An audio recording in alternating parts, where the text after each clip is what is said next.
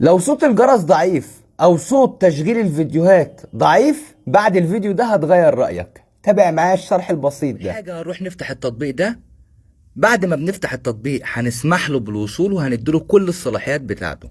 طيب هنضغط على اوكي، وبعدين هروح ادور على التطبيق من البحث كده، هكتب او، هيظهر معايا اسم التطبيق، وبعدين هعمل رجوع، وبعدين هضغط تاني على اوكي.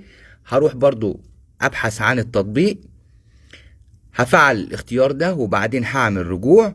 اخر تفعيل معانا هلاقي اسم التطبيق من تحت، وكده التطبيق جاهز للشغل. جرب السماعة وجرب الجرس، بس يفضل ان حضرتك تخليها على كده، يعني ما نخليهاش على الماكسيموم بتاعها، يعني كده في المنتصف. جرب واكتب لي تعليق.